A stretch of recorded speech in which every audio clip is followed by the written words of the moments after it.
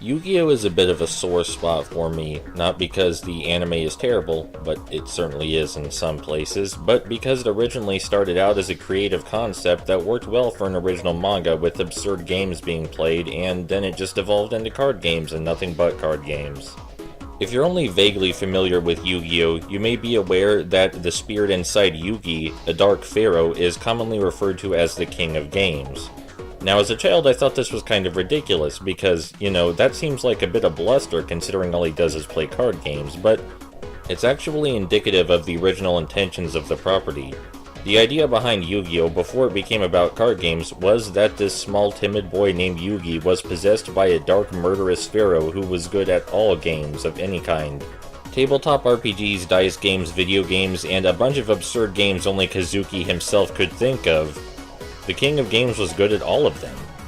The original concept behind Yu-Gi-Oh! Was also decidedly more morbid, as those who lost games against the King of Games often wound up crippled or, well, dead. In the first volume alone, the King of Games kills a convict by lighting him on fire, blows up a dude with a mercury vial inside an ice hockey puck, and blinds a snuff film director for life by making him only see mosaic forever. And the absurd games used to reach these outcomes are incredibly creative and ridiculous. Some would say stupid, I would say stupid, but that's the fun in this whole concept.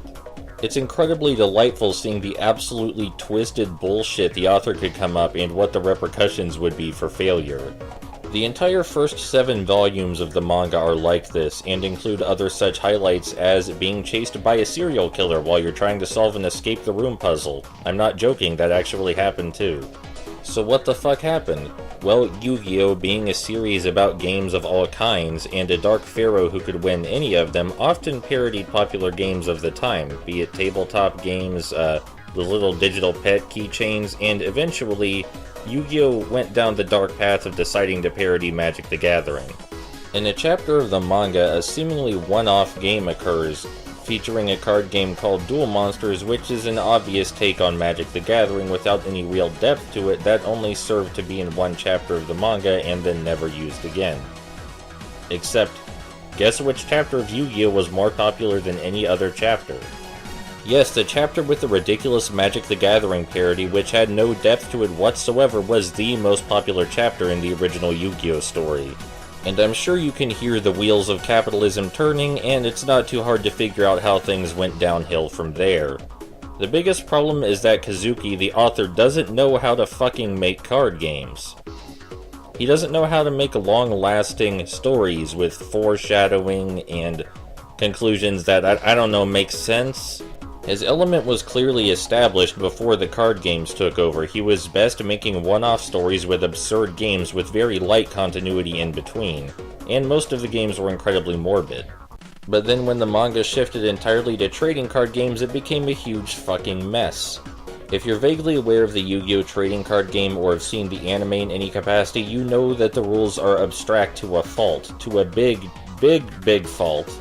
The author Kazuki basically just made cards do whatever he needed them to at the time, and the folks at Konami were bashing their heads against the wall figuring out how to turn these cards into actual trading cards that could be used in a real trading card game, because if they had the same effects they did in the anime, the game would be unbalanced beyond all reason.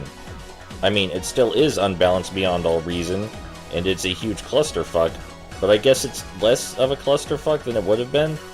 Not only was this incredibly incompetent, but it made for some great and effective false advertising, as a lot of children got into the card game through the anime, and when they got the real-life version of the cards, they found that the real cards weren't nearly as absurdly ridiculous as they'd hoped.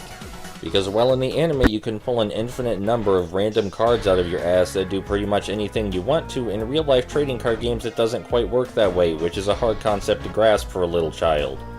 But in spite of the obvious stupidity on everyone's part in managing the license, the damage was already done, and the card game version of Yu-Gi-Oh! Was infinitely more popular than the original concept. Was it just because Yu-Gi-Oh! Did weird-ass card game anime and manga first? I don't know. But to this day, the Yu-Gi-Oh! Card game and anime are both broken messes for different reasons. The Yu-Gi-Oh! Anime desperately trying to cling to some form of long-term narrative based around, a card game, and the card game desperately trying to cling to consistent rules in spite of the fact that the anime has no interest in consistent rules. The best argument I've seen for Yu-Gi-Oh! As a legitimate trading card game is that it's complex, but its complexities don't come from design, they come from accident. They come from incompetence. And sure, that incompetence may mean the card game requires a lot of hard thinking and strategy from its players, but wouldn't it be nice if the strategy was created intentionally instead of being an accident? I don't know, just a thought.